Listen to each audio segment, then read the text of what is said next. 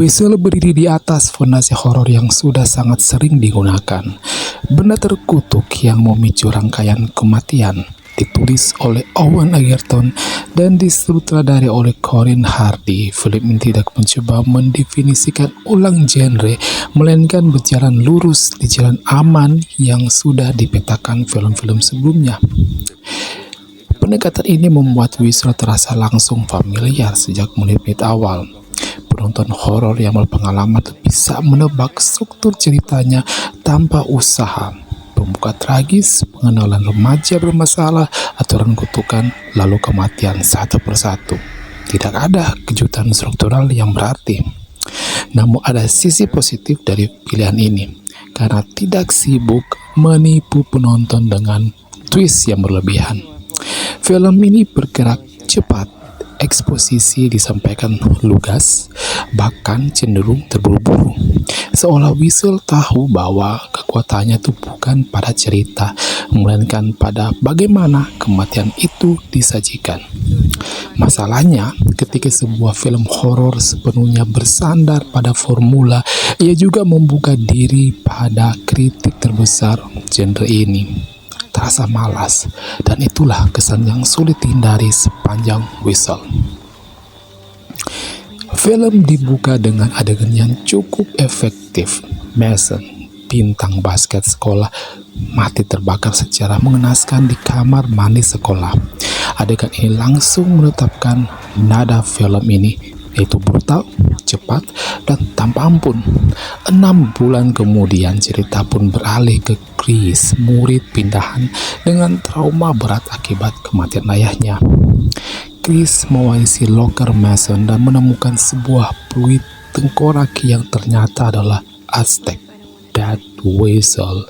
Sejak awal, film tak ragu menandai benda ini sebagai sesuatu yang seharusnya tidak pernah digunakan. Tapi, seperti hukum tidak tertulis dalam horor remaja, larangan adalah undangan. Begitu fluid itu ditiup, kematian mulai mengintai siapapun yang mendengarnya. Tidak dalam satu wujud tetap, melainkan lewat manifestasi berbeda yang membuat ancaman terasa lebih abstrak. Chris dan teman-temannya lain pun terjebak dalam permainan bertahan hidup yang aturannya tuh perlahan terungkap. Alih-alih membangun misteri perlahan, Whistle memilih ritme cepat. Bahkan sebelum setengah film berjalan, hampir semua karakter utamanya sudah berada dalam bahaya yang langsung. Sebuah keputusan yang membuat film itu terasa efisien, tapi juga mengorbankan kedalaman emosional. Berbeda dengan Final Destination yang mengenalkan rangkaian sebab akibat yang rumit, kematian di Whistle ini tuh terasa lebih personal dan surreal. Ancaman muncul dalam bentuk berbeda-beda, menjaga teror tetap segar meski premisnya klise.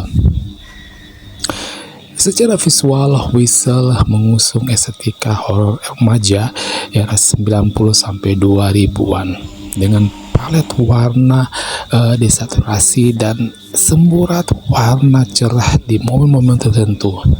Adegan Harvest Festival menjadi contoh terbaik, menghadirkan kontras visual yang kuat dan salah satu kejar-kejaran paling efektif dalam film ini. Namun semua build-up ini sayangnya berujung pada klimaks yang terlalu aman. Keputusan karakter terasa dipaksakan demi menyelesaikan cerita, dan penyelesaiannya mudah ditebak. Teaser sequel memang menggoda, tetapi juga menegaskan bahwa film ini belum sepenuhnya berdiri kuat sebagai karya tunggal.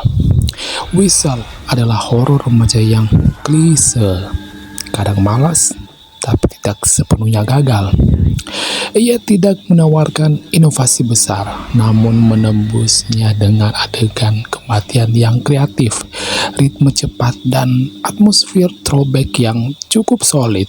Bukan horor yang akan dikenang lama, tetapi cukup efektif sebagai tontonan brutal yang menyenangkan di waktu senggang. Sebuah kombinasi yang biasanya cukup menjual sehingga ada sequelnya.